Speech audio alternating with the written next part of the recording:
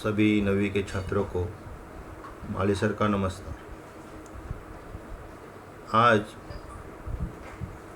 विषय गणित भाग 2।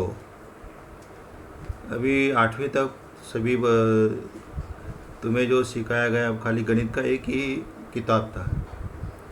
अभी 2 किताब है, भाग 1 और भाग 2। तो अभी भाग 2 का जो प्रकरण है पहला, उसके बारे में अपन जानकारी लेंगे। उसके पहले 8वीं तक जो 100 नंबर का विषय था, अभी 9वीं में तुम्हें 40-40 नंबर के 2 पेपर होने वाले, भाग 1 और भाग 2, और 20 नंबर जो है आंतरिक मूल्यमापन से मिलने वाले। तो उसके बारे में अपन थोड़ी जानकारी लेते हैं। अभी उसमें प्रत्येक सत्र में 100 अंक का विभाजन कैसा होता है, जो मूल्यांकन योजना है उसमें प्रथम सत्र में गणित भाग 1 40 अंक लिखित परीक्षा में, और गणित भाग 2 का 40 अंक, ऐसे दोनों मिला के 80 अंक का लिखित पेपर होगा, और 20 नंबर जो है अंतर्गत मूल्यमापन पर मिलने वाले। तो अंतर्गत मूल्यमापन जो है प्रत्येक सत्र में 20 नंबर का होने वाला है। तो उसमें घटक परीक्षा या गृहपाठ या प्रायोगिक परीक्षा, इनमें 5-5 अंक जो है, ऐसे 10 अंक तुम्हें घटक परीक्षा पर आधारित है, और 10 अंक भाग 1 और भाग 2 का प्रयोग जो दिए गए हैं अपने को, उस पर आधारित है। ऐसे 20 नंबर के आंतरिक मूल्यमापन भाग सत्र 1 में मिलेगा, और सत्र 2 में भी 20 नंबर अंतर्गत मूल्यमापन और 80 नंबर जो है लिखित परीक्षा। ऐसे कुल मिला के दोनों सत्र मिला के 100 + 100 200 अंक का हो जाएगा, और उसे 2 से भाग देकर 100 अंक में उसको परावर्तित किया जाता है, और वो 100 अंक तुम्हें लास्ट में जो परिणाम मिलेगा परीक्षा का, उस पर 100 अंक में से गणित में से मार्क्स मिलने वाले हैं। तो अभी ये जो मूल्यांकन योजना है, इसके आधारित तुम्हें पढ़ाई करना है। और भाग 1 और भाग 2 ये जो परीक्षा होने वाली है तुम्हारी, उसमें पहला जो प्रकरण है भूमिति के मूलभूत संबोध। अभी भूमिति ये शब्द में तुम्हें आधी जानकारी मिल जाती है भूमिति के बारे में। भू मतलब जमीन, और मिति मतलब नापन। भूमि का नापन करने के लिए जो उपयुक्त है वो भूमिति है। अभी इसका जो उपयोग है बहुत पहले, अभी ये चित्र में तुम्हें दिखाई दे रहा है, एक पिरामिड दिखाई दे रहा है। उस पिरामिड का चित्र जो है, उसका आधार देखा तुमने तो जैसे त्रिभुज आकार अलग अलग दिखाई देते हैं, छोटा त्रिभुज, बड़ा त्रिभुज। और वो जो मतलब बहुत 3000 वर्ष पहले की बात है पिरामिड की। उस समय भी वास्तु विज्ञान और भूमिति का विकास हुआ था, और इस विकास का जो आधार है, उस आधार से आज जो भूमिति है वो थोड़ी आधुनिक भूमिति है। और ये जो निर्माण किया हुआ है वो थेल्स नामक ग्रीक गणितज्ञ था, और जब इजिप्ट में गए तब उन्होंने पिरामिड की छाया का मापन करके और समरूप त्रिभुजों का गुणधर्म का उपयोग करके पिरामिड की ऊंचाई नापी थी। ऐसा कहा जाता है कि पाइथागोरस जो है, अपन जो उपयोग करते हैं पाइथागोरस थ्योरम, पाइथागोरस तो प्रमेय का, तो पाइथागोरस जाता वो थेल्स का विद्यार्थी था। प्राचीन भारतीय वो भी भूमिति का समग्र ज्ञान था, और वैज्ञानिक काल में भी भारत के लोग यज्ञ कुंड का निर्माण करने के लिए भूमितीय गुणधर्मों का उपयोग करते थे। रस्सी की सहायता से मापन कैसे करें तथा विविध आकार कैसे बनाए, इनका उल्लेख शूल सूत्र से मिलता है। बाद के कालखंड में आर्यभट्ट, वराहमिहिर, ब्रह्मगुप्त, भास्कराचार्य आदि गणितज्ञों ने इस विषय में महत्वपूर्ण योगदान दिया हुआ है। तो ये जो भूमिति की मूलभूत संबोध थी, तो उसमें भूमिति का अर्थ तुम्हें समझ में आया होगा। भू मतलब जमीन और मिति मतलब नापना। तो अलग अलग आजकल अपन जो उपयोग करते हैं परिणाम, और वो जो परिमाण है उस परिमाण में भूमिति अपना भू नापने के लिए लंबाई जैसे सेंटीमीटर है, मिलीमीटर है और मीटर है, किलोमीटर है, ये अपन अलग अलग तरीके से नापते हैं। अपन भी कक्षा में भी कंपास का उपयोग करते हैं। इसका मतलब आकृति बनाने के लिए स्केल का उपयोग करते हैं, गोला प्रकार का उपयोग करते हैं, कोण मापक का उपयोग करते हैं, गोनियों का उपयोग करते हैं। अलग अलग तरीके से अपन भी आकृतियाँ बनाते हैं। मतलब अपने को भी भूमिति का ज्ञान जो है धीरे धीरे विकसित होता है। अभी पहला जो प्रकरण है भूमिति के मूलभूत संबोध, कौन कौन से भूमिति के मूलभूत, कहाँ शुरुआत हुई? पहला है बिंदु, दूसरा बिंदु से क्या बनी? रेखा, और रेखा से प्रतल बना है। जिस प्रकार हम संख्या को परिभाषित नहीं कर पाते, उसी प्रकार बिंदु, रेखा और प्रतल को भी कोई परिभाषित नहीं किया जा सकता है। खाली बिंदु को बिंदु ही कहते हैं, रेखा को रेखा ही कहते हैं, प्रतल को प्रतल ही कहते हैं। अभी कुछ आकृतियाँ तुम्हारे सामने मैं दिखा रहा हूँ। तो अलग अलग आकृति में, तीनों आकृति में निरीक्षण करो कि बिंदु, अभी जो नोक है ऊपर, जैसा पानी के टंकी के ऊपर भी कभी कभी अपन बिल्डिंग के ऊपर जाते हैं, उधर एक नोक बनाया रहता है, उसको बिंदु कहते हैं। जो बॉक्स दिखाई दे रहा है उसका भी एक कॉर्नर लिया अपन, बॉक्स बोला कोई भी हो, अलमारी भी होती, फ्रिज होता है अपना, तो उसको कितने पृष्ठ होते हैं? 6 पृष्ठ होते हैं। प्रत्येक पृष्ठ को 4 कॉर्नर होते हैं, मतलब शीर्ष बिंदु कहते हैं अपन, शीर्ष बिंदु क्या कहते हैं उसको? शीर्ष बिंदु। यहाँ पर भी देखो तीसरी आकृति में भी एक बिंदु दिखाया गया है। मतलब जो बिंदु है उसकी कोई परिभाषा नहीं है, बिंदु को बिंदु ही कहते हैं। उसके बाद है रेखा।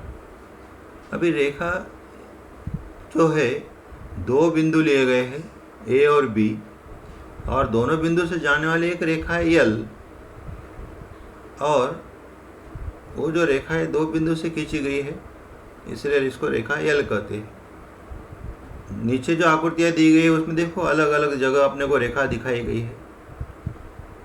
जैसा तुम्हें टेबल, पढ़ाई का टेबल होता है, दूसरे इसमें जो अपना अलग अलग चित्र दिखाई दे रहा है, उसमें रेखा किसे कहते हैं वो ध्यान में आता है। और रेखा मतलब असीमित होती है। बिंदु एक ही स्पॉट होता है, परंतु असंख्य बिंदुओं से क्या होती है? असंख्य बिंदुओं का, जैसे 2 बिंदु से एक रेखा खींची जाती है, वैसे असंख्य बिंदुओं से बहुत सारी रेखाएं खींची जा सकती है। तो रेखा मतलब 2 बिंदु से गुजरने वाली एक रेखा। वैसे तीसरा है प्रतल। अभी प्रतल जो है 4 बिंदु दिखाए गए, ए, बी, सी और डी। चारों बिंदु से एक प्रतल बनाया गया है। और कम से कम प्रतल बनाने के लिए कितनी बिंदु की आवश्यकता होती है? 3 बिंदु। 3 या 3 से अधिक बिंदु है तो प्रतल बना सकते हैं। 2 बिंदुओं से अपन एक रेखा खींच सकते हैं, इसलिए प्रतल बनाने के लिए कम से कम 3 बिंदुओं की अपने को आवश्यकता होती है। अभी बिंदु, रेखा और प्रतल तुम्हारे ध्यान में आया होगा कि बिंदु किसे कहते हैं, प्रतल किसे कहते हैं, या रेखा किसे कहते हैं। एक बिंदु से अपन असंख्य रेखाएं खींची जा सकती है, 2 बिंदुओं से एक रेखा खींची जा सकती है, 3 बिंदुओं से एक प्रतल खींचा जा सकता है। ये तुम्हारे ध्यान में आया होगा। इसलिए इतना कोई कठिन नहीं है कि इसमें बिंदु, रेखा और प्रतल क्या है, ये समझ में आया होगा चित्र द्वारा। अभी बिंदुओं के निर्देशांक तथा दूरी। अभी आकृति में देखो एक संख्या रेखा दिखाई गई है। उस संख्या रेखा पर ए, बी, सी, ओ, डी और ई बिंदु दिखाए गए। और ये जो बिंदु दिखाए गए हैं उस बिंदु से अभी ए का निर्देशांक कितना है? -5। कितना है? -5। बी का निर्देशांक कितना है? -3 है। कितना है? -3। सी का निर्देशांक -2 है। कितना है? -2। ओ का निर्देशांक 0 है। डी का निर्देशांक 1 है। ई का निर्देशांक 3 है। आकृति में ये जो दिखाया गया अपने को प्रत्येक का निर्देशांक जो है उसे अभी डी का निर्देशांक ए से लेकर ई तक ये सभी जो निर्देशांक दिए गए हैं, तो प्रत्येक बिंदु अभी उसमें कोई धनात्मक है कोई ऋणात्मक है। उसमें दाया पक्ष में जो है वो सभी धनात्मक संख्या है और बाया पक्ष में जो है वो ऋणात्मक संख्या है। अभी इसमें वो जो निर्देशांक है वो 0 है। 0 ऋण भी नहीं होता है या धन भी नहीं होता है। जैसे तुम दाएं ओर जाओगे वैसे संख्या का मूल्य बढ़ता जाता है और बाएं ओर आओगे मूल्य घटता जाता है। तो इसमें धनात्मक जो संख्या है 1, उससे बड़ी संख्या 2 है, उससे बड़ी संख्या 3 है, उससे बड़ी संख्या 4 है, उससे बड़ी संख्या 5 है। परंतु शून्य के मतलब 0 के इस ओर दाया पक्ष में आओगे, बाया से दाया।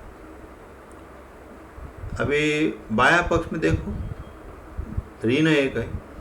ऋण 1 से छोटी संख्या कौन सी है? ऋण 2 है। ऋण 2 से छोटी ऋण 3 है।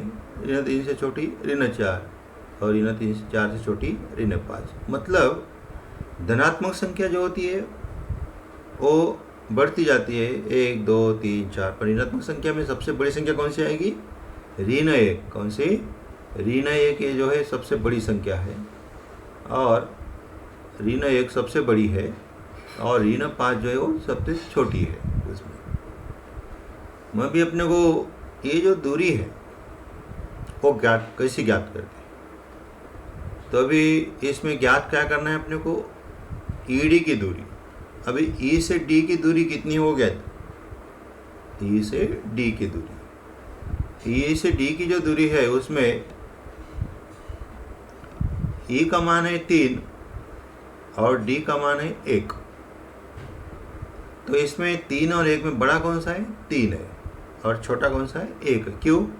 क्योंकि धनात्मक संख्या जो होती है वो बड़ी होती है और ऋणात्मक संख्या क्या होती है? वो छोटी होती है।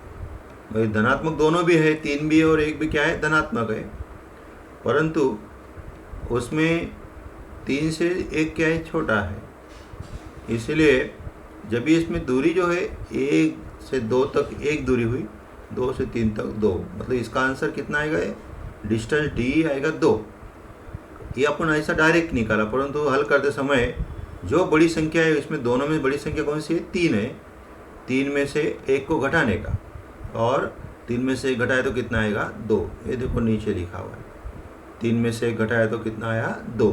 मतलब डिस्टेंस ईडी जो है वो 2 आया और डिस्टेंस मतलब दूरी और एल मतलब लंबाई। एल का मतलब क्या होता है? लंबाई। और लंबाई जो है ईडी की वो 2 है। कितनी है? 2। मतलब दूरी और लंबाई क्या होती है? समान होती है। दोनों में खाली नापने का जो अंतर है, लंबाई अपन डायरेक्ट नाप सकते हैं, स्केल से नाप सकते हैं, रस्सी से भी नापते हैं। अपन पहले रस्सी से ही नापते थे, अभी ये स्केल वगैरह जो निकला हुआ है तो अलग अलग विधि से अपन नापे जाते हैं। तो डिस्टेंस जो है ईडी कितनी आई? 2 और लंबाई ईडी भी कितनी आई? 2। तो दोनों कैसे समान है। तो इस तरह से अपन दूरी जो है अलग अलग। अभी जैसा तुम्हें पूछा कि ओ ई की लंबाई कितनी है? ओ ई, अभी ओ से ई तक नापते जाओ। ओ से 0 है, डी 1 2 और 3। कितनी है? ओ ई की लंबाई 3 है। ऐसे अपन अलग अलग लंबाई नाप सकते हैं। अभी ऋणात्मक लिया तो भी देखो सी ओ सी की लंबाई कितनी है? ओ कितना है? 0 है और सी कितना है? सी है 2, तो इसीलिए -2 है। सी कितना है? -2। 0 बड़ा, 0 में से -2 को घटाओ, मतलब यहाँ से दूरी कितनी है? 1 और ये 2। ये भी ओ सी की दूरी कितनी आएगी? 2 आएगी, क्योंकि माइनस माइनस क्या हो जाता है? प्लस हो जाता है। जो 0 में से -2 को घटाया तो माइनस माइनस प्लस हो जाएगा, तो 0 + 2 तो कितना आएगा? दूरी 2 आएगी। इस तरह से कोई भी निकालो। ओ ए की दूरी निकालो। ओ ए, अभी ओ कितना है? 0 और ए कितना है? -5। इसमें बड़ा कौन सा है? बड़ा 0 है, क्योंकि -5 क्या है? छोटा है, वो बाया पक्ष में, इसलिए वो 0 में से -5 को घटा दो। 0 माइनस माइनस 5 मतलब प्लस हो जाएगा, तो 0 प्लस 5 मतलब कितना हो जाएगा 5। इस तरह से दूरी कितनी होगी, ओ ए की 5। देखो गिनो 1 2 3 4 और 5। इस तरह से कोई भी जो है दूरी अपन ज्ञात कर सकते हैं, और बहुत ही आसान है, इतना कोई कठिन नहीं। खाली अपने को उसमें बड़ी संख्या और छोटी संख्या पहचानना आना चाहिए, और दोनों भी ध्यान में आ गया तो बहुत ही सरल है हल करना। आया ध्यान में सबको? ठीक है, चलो आगे। अभी मध्यता। मध्यता इसका मतलब जैसे तुम एक बेंच पर कितने विद्यार्थी, 3 बैठे हुए, 3 विद्यार्थी बैठे समझो, तीनों में से मध्य में कौन सा होगा? मध्य में जो दोनों के बीच में बैठा होगा वो क्या होगा? मध्य में होगा। उसमें तीनों में क्या है? मध्यता होती है। मध्यता जो है 3 बिंदुओं में होती है, 3 विद्यार्थियों में होती है।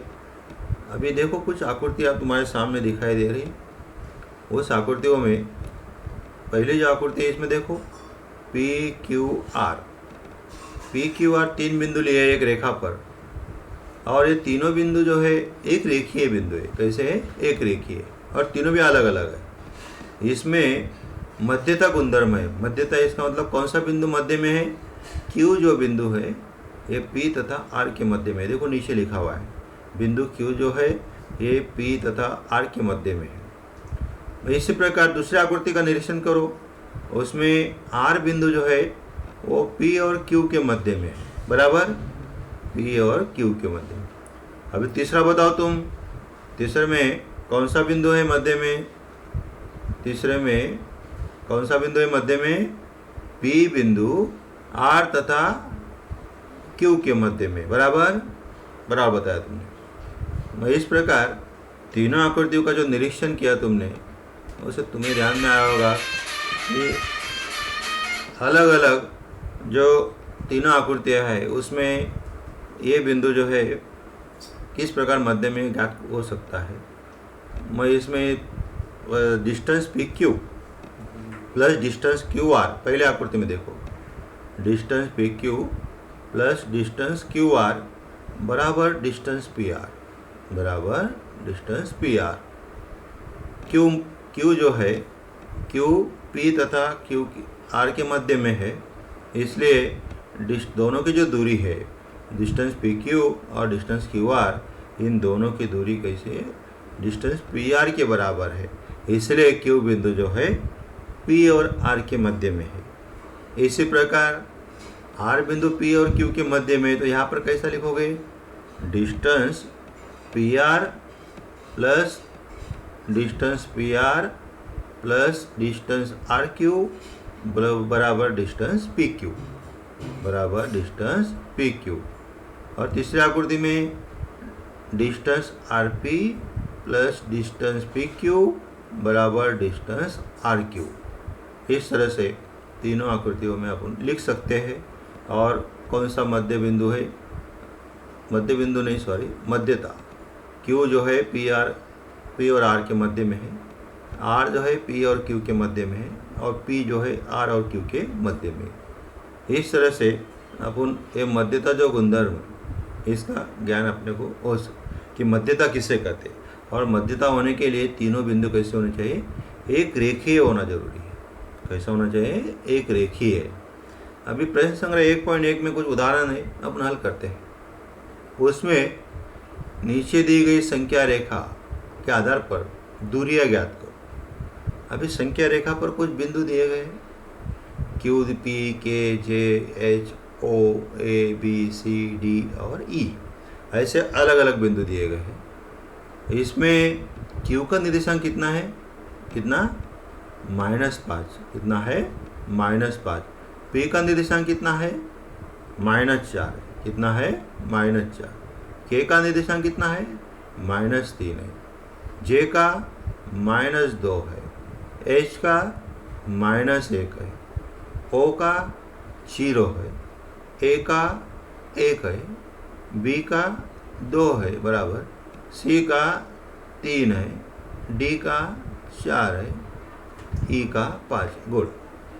अभी ये जो निर्देशांक दिए हुए इसके आधार से डिस्टेंस बी बी ज्ञात करना है। अभी बी किधर है, बी का निर्देशांक कितना है 2 और ई का कितना है 5। अभी 2 और 5 में बड़ा कौन सा है, कौन सा है बात 5 बराबर, क्योंकि धनात्मक है दोनों संख्याएं और धनात्मक संख्या में जो संख्या बड़ी होती है वो बड़ी होती है, तो 5 बड़ा है। अपन क्या करते हैं, डिस्टेंस ज्ञात करना हो तो जो बड़ी संख्या उसमें से छोटे संख्या को क्या करते हैं, घटाते हैं। 5 में से 2 को घटाओ, 5 में से 2 को घटाए तो कितना आएगा 3। तो देखो अभी डिस्टेंस बी की दूरी देखो कितनी आएगी, 1 2 और 3, वही नीचे ज्ञात किया तुमने। देखो उसमें डिस्टेंस बी जो है, बी का निर्देशांक कितना है 2, ई का 5।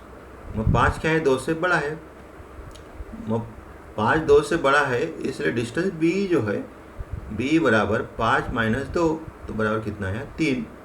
दूसरा उदाहरण देखो, डिस्टेंस जे का मान कितना है -2, ए का मान कितना है 1, 2 और 1 इन दोनों में बड़ा कौन सा है, -2 और 1 में बड़ा कौन सा है, 1 बड़ा है। क्यों, क्योंकि एक धनात्मक है और -2 क्या है ऋणात्मक है, और धनात्मक संख्या जो होती है वो ऋणात्मक संख्या से बड़ी होती है। इसलिए देखो यहाँ पर -2 जो है 1 से छोटा है, -2 जो है 1 से छोटा है, तो डिस्टेंस जे बराबर 1 माइनस -2, मतलब बड़ी संख्या में से क्या किया अपन, छोटे संख्या को घटाया, तो 1 + 2 कितना हो गया 3। इस तरह से अपन ज्ञात कर सकते हैं। जो नीचे दिए दूरियाँ ज्ञात करना है तुम्हें, ये खुद तुम ज्ञात करो, प्रत्येक का निर्देशांक पहले लिखो और निर्देशांक लिखने के बाद बड़ा कौन सा है वो ज्ञात करो, और बड़ा में से छोटा अपन क्या करते हैं घटाते हैं, तभी आती है वो डिस्टेंस बिंदुओं के बीच की दूरी। अभी देखो जे की दूरी कितनी आई थी, जे से ये तक अंतर देखो 1 2 और 3, जे बराबर कितना आया 3। इस तरह से जो नीचे दिया गया है तुम्हें distance PC, distance JH, distance केओ और डिस्टेंस ओई, ये सब तुम खुद ज्ञात करो। बहुत ही आसान है, इतना कोई कठिन नहीं है। ये निर्देशांक लो और निर्देशांक की सहायता से हल करो, बड़ी संख्या में से छोटी संख्या को घटा दो, आ जाएगा आंसर। करोगे ना, ठीक है, चलो आगे चलो। अभी देखो नीचे दी गई जानकारी के आधार पर बताइए कौन सा बिंदु अन्य दो बिंदुओं के मध्य में है। यदि बिंदु एक रेखीय हो तो वैसा लिखो। अभी ये जो दूरियां दी गई है तुम्हें, इस दूरियों के आधार से कि ये बिंदु एक रेखीय है या नहीं, एक रेखीय होंगे तो दूरियां समान आएगी, और एक रेखीय नहीं होगा तो दूरियां कैसे आएगी, असमान आएगी। अभी इसमें देखते हैं अपन, डिस्टेंस पी आर कितना है 7, कितना है 7, डिस्टेंस पी क्यू कितना है 10 और डिस्टेंस क्यू आर कितना है 3। इन तीनों का निरीक्षण करो, इसमें बड़ी संख्या कौन सी है रे, कौन सी 10 बराबर, बड़ी संख्या 10 है, वो पी क्यू का अंतर है, डिस्टेंस जो बड़ी है संख्या उसको लो, डिस्टेंस पी क्यू बराबर डिस्टेंस पी आर कितना है 7 और प्लस डिस्टेंस क्यू आर कितना है वो 3। 7 में 3 मिला है तो कितना आएगा, 7 में 3 मिला है तो 10, मतलब दोनों कैसे समान है। डिस्टेंस पी क्यू बराबर distance P R plus distance Q R, मतलब 10 बराबर 7 + 3 तो 10 बराबर 10, दोनों कैसे आए, समान आए। इसीलिए ये तीनों बिंदु जो है एक रेखीय है। कौन सा बिंदु मध्य में है, तो इसमें देखो P और Q, मतलब PQ का अंतर बड़ा है, डिस्टेंस PQ जो है वो बड़ा है, इसलिए P और Q को लास्ट में रखो और मध्य में कौन सा आएगा, फिर R आएगा, क्योंकि तीन ही बिंदु है इधर P Q और R। PQ यदि बड़ा है तो बीच में कौन सा बिंदु आएगा, R बिंदु आएगा, कौन सा आएगा R। इसीलिए R बिंदु जो है P तथा Q के मध्य में है, R बिंदु जो है P और Q के मध्य में है, इसलिए तीनों बिंदु कैसे है, एक रेखीय है। कैसे है, एक रेखीय। दूसरा लेते हैं। अभी दूसरा में डिस्टेंस RS दिया है 8, डिस्टेंस ST दिया है 6 और डिस्टेंस RT दिया है 4। इसमें बड़ी दूरी कौन सी है, 8 है, कौन सी है 8। डिस्टेंस RS बराबर अन्य जो डिस्टेंस है दोनों ST और RT, इनको योगफल करो, distance ST plus distance RT, 8 बराबर 6 + 4, 6 और 4 जोड़ा तो कितना आएगा 10। 8 और 10 समान है क्या, नहीं, 8 और 10 क्या है, समान नहीं है। इसलिए ये समान नहीं है तो ये एक रेखीय बिंदु नहीं है। और एक रेखीय बिंदु नहीं है इसलिए वो कोई भी बिंदु मध्य में नहीं है। जब भी एक रेखीय होंगे तभी वो मध्य में हो सकता है। इसलिए ये जो समानता है, ये पहले उदाहरण में अपने को 10 बराबर 10 आया था और दूसरे उदाहरण में 8 बराबर 10 नहीं हो सकता है, इसलिए वो एक रेखीय नहीं है। और एक रेखीय नहीं है इसलिए वो मध्य में नहीं है। हाँ, ध्यान में, मध्य में होने के लिए क्या आवश्यक है, समानता। मतलब डिस्टेंस जो है, दूरी जो है बिंदुओं की, वो बड़ी दूरी दोनों छोटी दूरियों के समान होनी चाहिए, मतलब योगफल के बराबर होनी चाहिए, तभी वो मध्यता होगा, नहीं तो मध्यता नहीं होगा। इसी प्रकार अपन अन्य उदाहरण हल कर सकते हैं। अभी देखो चौथा उदाहरण है, संख्या रेखा पर ए बी सी बिंदु ऐसे है कि डिस्टेंस ए सी जो है 10 है, डिस्टेंस सी बी जो है 8 है, डिस्टेंस ए बी ज्ञात करना है। अपने को क्या करना है, ज्ञात करना है। अभी ये जो उदाहरण दिया हुआ है, इस उदाहरण में संख्या रेखा पर, अभी संख्या रेखा पर बहुत सारे बिंदु होते हैं, परंतु ए बी सी बिंदु है संख्या रेखा पर, और डिस्टेंस ए सी 10 दिया हुआ है, सी बी 8 दिया हुआ है, और डिस्टेंस ए बी ज्ञात करना है। हम लोग को क्या करना है, ए बी ज्ञात करना है। मैं भी उसने और ये भी बताया है कि सभी विकल्पों पर विचार कीजिए। मतलब यहाँ पर जो बिंदु दिए ए बी सी, कौन सा बिंदु मध्य में होगा ऐसा कुछ बताया नहीं है, वो भी अपने को ज्ञात करना है, अपने को ज्ञात करना है। मैं भी ये जो दूरी दी गई है, देखते हैं अपन कि पहले इन दोनों का दूरियों का योगफल करो, डिस्टेंस ए सी और डिस्टेंस सी बी, इन दोनों का योगफल करो। देखो अपन नीचे किया हुआ है, डिस्टेंस ए सी और डिस्टेंस सी बी दोनों का योगफल किया तो कितना आया, वो 18 आया। कितना आया, 18। वो ए बी का दूरी कितनी होगी, 18 होगी। कितनी होगी, तो जो आकृति देखो इसमें दिखाया है अपन, ए सी 10 दिखा है और सी बी कितना दिखा है, 8 दिखाया है, और 10 और 8 कितना हो गया, 18 हो गया। कितना हो गया, 18। तो डिस्टेंस ए बी कितना आया, 18 आया। इस प्रकार दूसरा विकल्प देखो, उसमें क्या है, दूसरा विकल्प में ए सी में से क्या किया है, सी बी को घटाया है। ए सी में से सी बी को घटाया है। मतलब डिस्टेंस ए सी कितना है, 10 है, और सी बी कितना है, 8 है। 10 माइनस 8 तो कितना आया, 2। तो डिस्टेंस ए बी कितना आया, 2 आया। देखो पहले उदाहरण में कितना आया था, ए बी 18 आया था, और दूसरे उदाहरण में कितना आया, 2 आया। तो दोनों विकल्प पर विचार किया अपन, तो उसमें देखो दोनों का आंसर अलग अलग हो सकता है, क्योंकि इसमें जो है सी बिंदु ए और बी के मध्य में है, सी बिंदु ए और बी के मध्य में है, और इसमें ए और सी बिंदु जो है वो बी बिंदु जो है ए और सी के मध्य में है, और पहले आकृति में सी बिंदु जो है ए और बी के मध्य में है। इस तरह से ये जो पहले आकृति में सी बिंदु ए और बी के मध्य में है, और दूसरी आकृति में बी बिंदु ए और सी के मध्य में है। तो दोनों जो विकल्प है अलग अलग है, तो इसलिए दोनों आंसर अलग अलग है। दूसरे पांचवा उदाहरण देखो, पांचवा उदाहरण में क्या है, एक्स वाई जेड एक रेखीय है, एक्स वाई जेड एक रेखीय है, और ये जो एक रेखीय बिंदु है उसमें डिस्टेंस एक्स वाई दिया हुआ है 17, और डिस्टेंस वाई जेड दिया हुआ है, डिस्टेंस वाई जेड दिया हुआ है कितना, 8 दिया हुआ है। मतलब डिस्टेंस एक्स जेड ज्ञात करना है। जैसा चौथा उदाहरण हल किया अपन, वैसा ही पांचवा तुम हल कर सकते हो।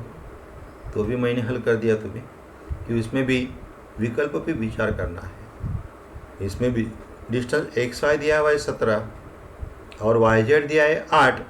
तो अपन जो चौथा उदाहरण हल किया था उसमें क्या किया था, अपन पहले जोड़ा था, वो इन दोनों को जोड़ो, और जोड़ने के बाद देखो यहाँ पर X Y plus Y Z बराबर एक्स जेड, मैं दोनों को जोड़ा तो 17 प्लस 8, 17 प्लस 8 कितना है, 25। वो 25 जो है ये तीनों से जो दी गई जानकारी उससे बड़ा है। मतलब सबसे बड़ा रेख कौन सा हो सकता है, एक्स जेड एक्स जेड बड़ा होगा और एक्स वाई और वाई जेड क्या होगा, छोटे होंगे। तो इसलिए पहले क्या, जब ये आकृति बनाओगे तब एक्स जेड लास्ट में लेने का और मध्य में कौन सा लेने का, वाई लेने का। इस तरह से देखो आकृति जो बनाई गई विकल्प की, पहले इसमें एक्स जेड बनाया कितना हो 25, 17 + 8, और एक्स वाई कितना है 17 है, और वाई जेड कितना है 8 है। और 17 + 8 कितना हुआ 25, बराबर एक्स जेड का मान कितना आया 25। ये देखो दूसरी आकृति में घटाया है, इसमें देखो X Y minus Y Z, distance X Y minus Y Z, तो डिस्टेंस एक्स वाई कितना है 17 है और वाई जेड कितना है 8 है। 17 में से 8 घटाए तो कितना आएगा 9, कितना आएगा 9, तो डिस्टेंस एक्स जेड कितना आएगा 9। और यहाँ पर देखो एक्स जेड जो है, एक्स जेड कितना आया हुआ है 9, और बड़ा कौन सा इसमें एक्स वाई कितना है 17 और वाई जेड कितना है 8। 17 में से 8 को घटा दो कितना आएगा, 17 में से 8 घटाए तो 9, और 9 किसका मान है एक्स जेड का, 9 में 8 जोड़ा तो कितना आएगा 17, बराबर। तो इसलिए डिस्टेंस एक्स जेड जो है वो 9 आया। इस तरह से अपन ये दोनों उदाहरण हल किए। और इसमें विकल्प जो था, दो आकृति क्यों बनी, क्योंकि अलग अलग विकल्प पे विचार करने को बोला था, तो इसलिए अपन दो विकल्प यहाँ पर हल किए। और ये विकल्प अपने कैसा हल करने का वो तुम्हारे ध्यान में आया होगा। तो अभी इस आधारित जो अन्य उदाहरण है तुम आसानी से हल कर सकते हैं। धन्यवाद।